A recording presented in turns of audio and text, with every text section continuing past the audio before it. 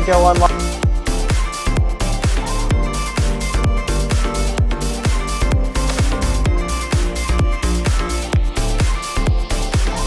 And then we'll be playing.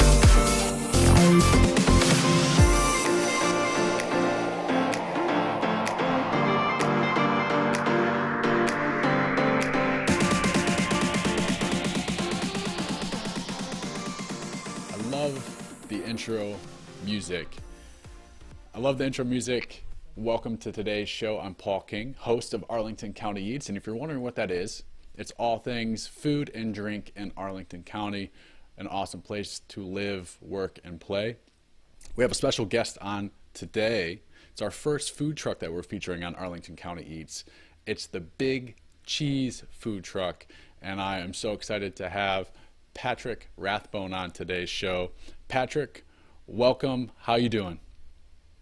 Doing all right, Paul. Thanks for having me. Let's go back to the origin story. How did the Big Cheese get its start? So back in 2010, I was a restaurant manager at the time, and I'd wanted to eventually open my own restaurant. And then a couple food trucks just popped up here and there in DC. And the startup costs, the entry barrier was so much lower. I was like, yeah, I can pull this off. So I maxed out all the credit cards and got a truck. And it was already a food truck. It was the one called Rebel Heroes. It was like way old school truck. It was a banh mi truck. Converted it to it didn't take much to convert it to a grilled cheese truck, and hit the roads in December of 2010. Roslyn was my first location because I was living in River Place in Roslyn at the time. But yeah, at the time there was only about a dozen trucks on the road in DC. Wow, so you got started pretty early on. Why grilled cheese out of all things? Well, I originally wanted to do a pizza truck, but DC Slices beat me by about 10 months. So there's already a pizza truck on the road. I was like, well, there's only 12 trucks and there's already pizza. I should do something else. So I was kicking around different ideas. And I was like, oh, grilled cheese is something I can do. I fancied it up a little bit. I was always a front of the house manager, not a chef, but I was exposed in my restaurant experience to some quality chefs and such. But yeah, I basically use just quality cheeses and don't overwhelm them with too many other ingredients. Usually little highlights here and there for the other ingredients. So I wanted to share some photos here. This is one of the sandwiches. Can you tell by looking at the sandwich which one it is off the menu? Yes, that is the Barely Buzzed. And the Barely Buzzed is the name of the cheese. It's from the Beehive Cheese Company in Utah. It's a coffee and lavender infused cheese. It comes in a 20-pound wheel, and it's rubbed with coffee and lavender on the outside. So it has just a sense of coffee and lavender. It is my 5-year-old's favorite cheese. She won't eat American cheese, and she calls this the coffee cheese. So you get cheese from Utah. Where else do you source the cheese that you make the sandwiches with? So that particular, I rotate the cheddar. There's always some sort of cheddar as the basic sandwich on the menu. That is, the Barely Buzz is more like the fall winter cheddar. In March, I use Kerrygold. March and April, Kerrygold around St. Patrick's Day because it's an Irish cheddar. During the summer, I'm currently using Shelburne Farms 1-year aged cheddar.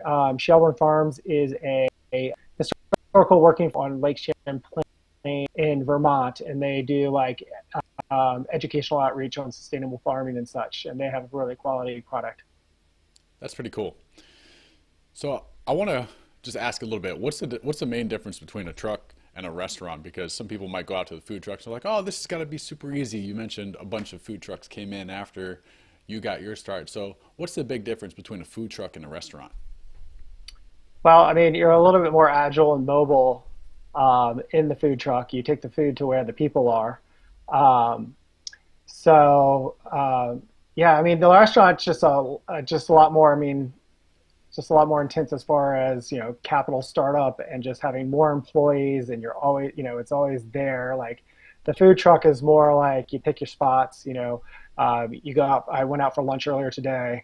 I'm back here doing this, and then I'm going to go back out for dinner shift. It's like a 3 or 4 hour, 2 or 3 hour shifts here and there, unless you're doing a big event, and then it's an all day deal. But yeah, so there's a lot more for the restaurants, you open the door and the people come to you.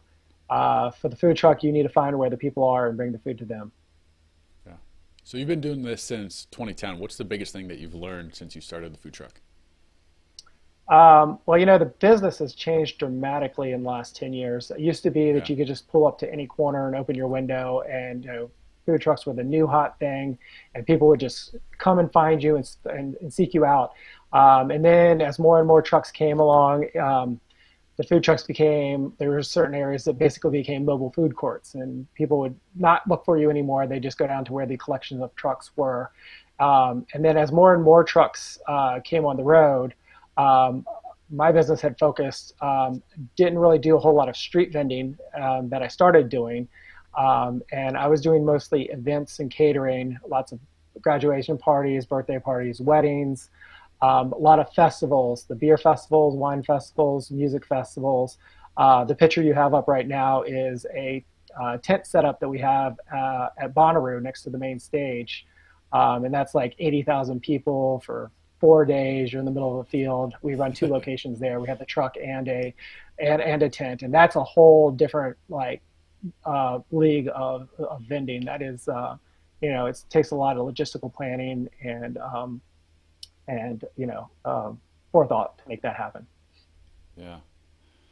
So this is what the truck looks like if you haven't seen the truck before. It's pretty easy to spot. You've got the big iconic smiley face grilled cheese sandwich on the back, which is, I think, a really neat logo. Give us a rundown of what other types of things that people could grab to grub on from the truck. What else do you have? So yeah, in the truck we do.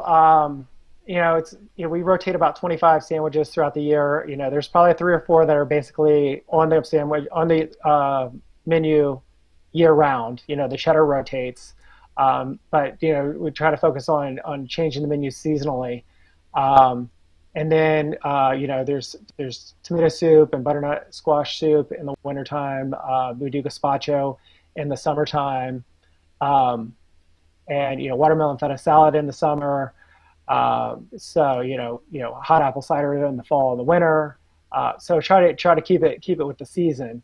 When we're in a tent setup, we don't have fryers on the truck, but when we are tent vending, because there were other grilled cheese vendors on the festival circuit, we branched a little bit. And so the tent vending, we'll do poutine, we'll do fried mac and cheese balls. We'll also do, like, if we're in a campground area, we do a breakfast menu like egg and cheese sandwich on croissant, that kind of thing. We kind of target it to where we are and what we're doing. So that picture is the first picture you showed of the truck was the little truck, and that was at Sweet Life Festival up in Meriwether Post Pavilion. This is the bigger truck. This is after our first year at Bonnaroo. I decided if I was going to do the large festivals, I needed a truck that was designed for volume to do the large festivals. So this one was built after our first year of Bonnaroo, and that's where this picture is. That's, I think, probably our second year back in 2013, 14. Yeah, 2014, I think, is the year I got that truck.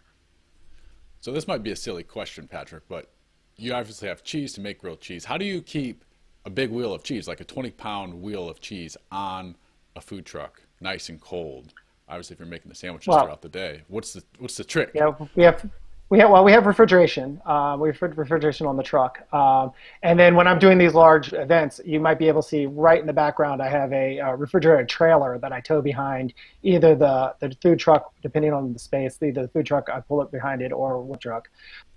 So I have a refrigerated trailer. Yeah, this event here is the one on the right is Stadium of the Beer Festival. We've been some really cool places. The truck, and the one on is at the time she was 3. She was working the truck with me.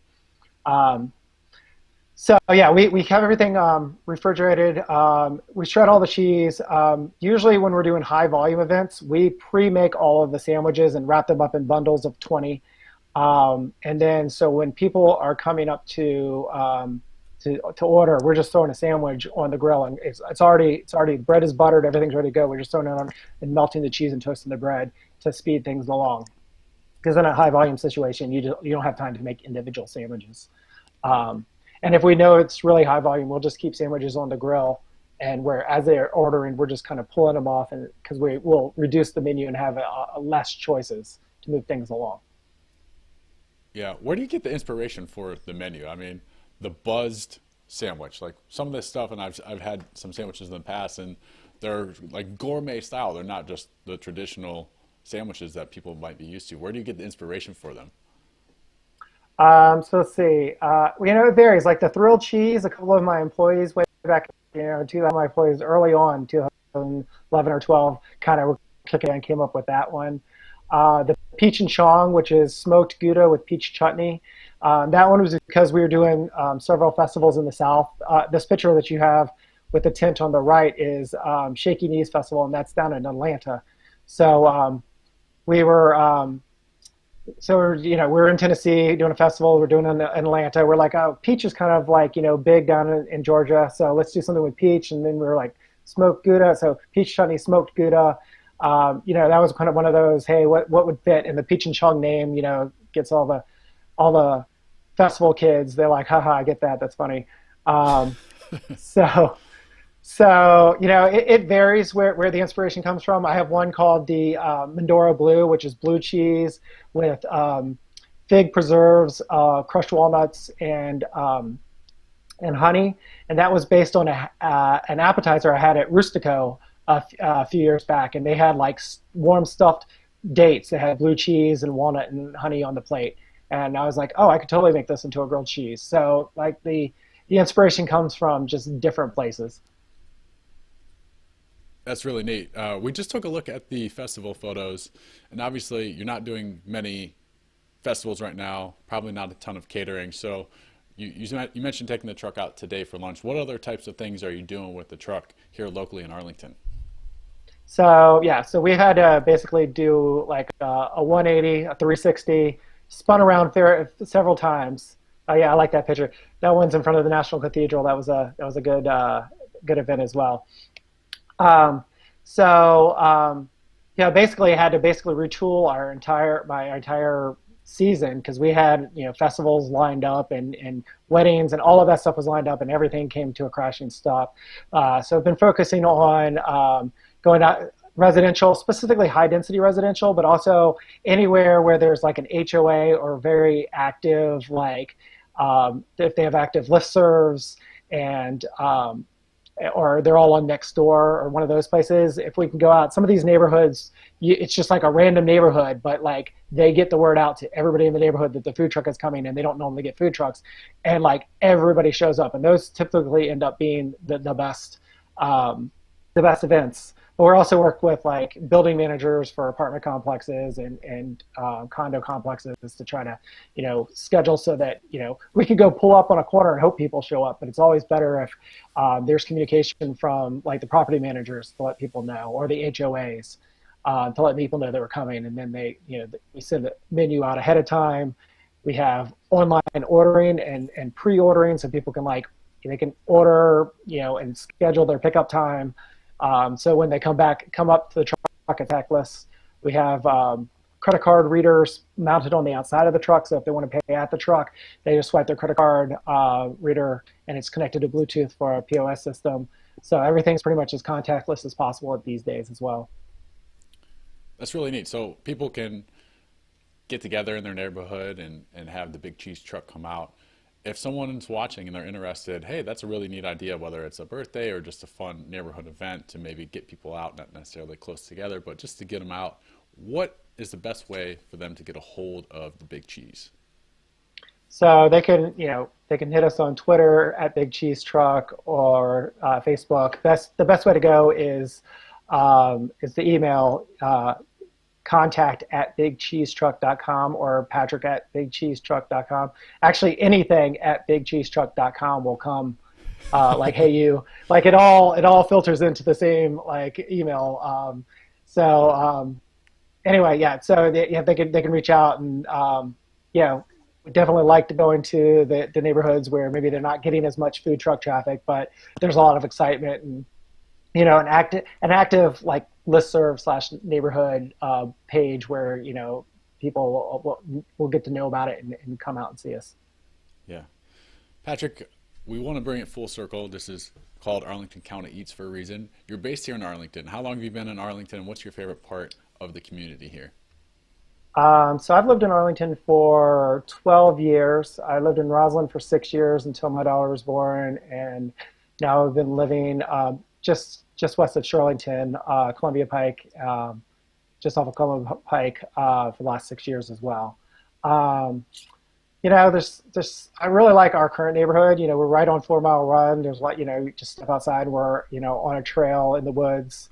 Our personal favorite restaurant that we go to in Arlington is Pupatilla, and we've been going there almost every week since my daughter was born. We've been carrying her in a bassinet. Now she's going on 6, but like she knows all the staff there when we go there and stuff like that.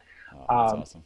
I say that's my favorite restaurant, but like I kind of like our current location just because it's walkable within a 15-20 minute walk to probably, I don't know, seven parks and playgrounds. So when those are open, it's good times. Yeah. Patrick, anything else you'd like to add about the Big Cheese, your experience operating the food truck here in Arlington, DC? I'm sure you go pretty much wherever people would pay you to go at this point. But anything Oh, else you for want to add? sure. Yeah. Uh, no, I mean, just if you have a place that we could park in a neighborhood and an active listserv, like we would definitely like to come out and we did Cherrydale Methodist Church last month, and that was just we pulled up, somebody organized it, and the entire neighborhood came out, and that was great. We had all of those where it's the Westover as well. A couple of those where somebody in the neighborhood said, "Hey, come out, we'd love to have you," and so that's what we're looking for at this point. Great. Well, Patrick, thank you for joining us on this episode of Arlington County Eats. If you have a question or a comment for Patrick or the Big Cheese, just drop a comment below and we will get back to you. If you want to have the Big Cheese come out to one of your events, email what again, Patrick? Contact at the Big Cheese Truck? It's contact@bigcheesetruck.com. Contact at bigcheesetruck.com. Thank you so much, Patrick. Have an awesome day. And to everyone watching, we'll see you soon. Thank you.